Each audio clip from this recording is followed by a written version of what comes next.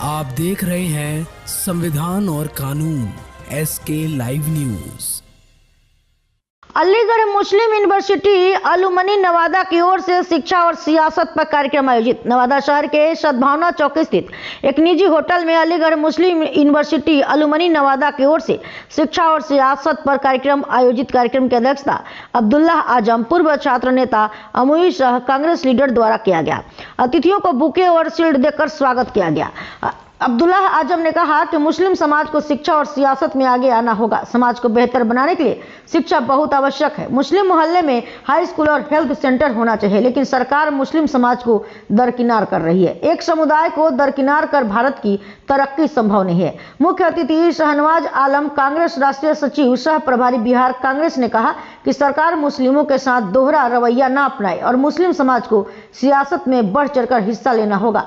मुस्लिम समाज के साथ अन्याय हुआ, लेकिन एक भी नेता नहीं हुआ, लेकिन अन्य समाज के लोगों ने नेता पैदा किया। यही मुस्लिम समाज के पिछड़ेपन का कारण है। जब तक हम लोग गोलबंद होकर राजनीति में भागीदारी नहीं लेंगे, तब तक हम लोगों के साथ अन्याय होगा। हम सभी को शिक्षित बनकर संगठित होकर काम करना होगा।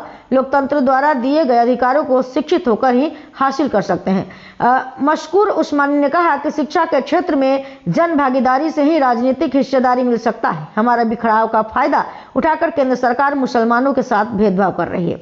मौके पर उमर खान अल्पसंख्यक बिहार प्रदेश अध्यक्ष बिहार कांग्रेस, कांग्रेस जिला अध्यक्ष सतीश कुमार, मंटन सिंह, सलमान खुर्शीद जी, शमीम उद्दीन जी, राजेश मिश्रा जी अतिथि के रूप में रहे। इस मौके पर मौजूद रहे जाहिद जफर, शाहबाज आलम, एहतेशाम आलम, राजेश जी, मोहम्मद आशिक शाह, गुड्डू खान, फैज आलम, नौशाद जुबैर, एडवोकेट बरकतुल्लाह, अबू सालेह नदवी, सुल्तान अंसारी, अलाउद्दीन अंसारी।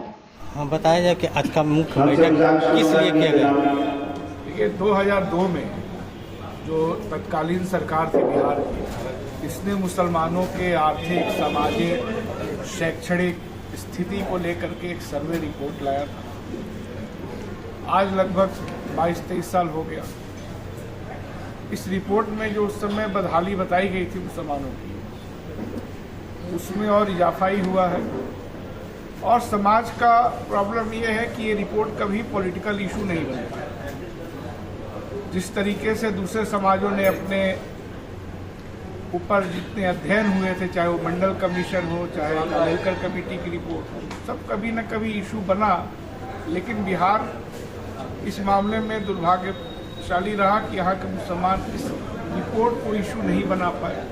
हम लोग चाह रहे हैं कि इस रिपोर्ट को इशू बनाया जाए, ताकि उसके आधार पे इस समाज के लिए पॉलिसी निर्माण बेहतर तरीके से किया जा सके। बिहार में मुसलमानों की आबादी लगभग 17% है, लेकिन आप देखेंगे तो न तो वो आपको सरकारी इदारों में दिखते हैं, न प्राइवेट संस्थाओं में बहुत दिखते हैं। उनके साथ डिस्क्रिमिनेशन भी है।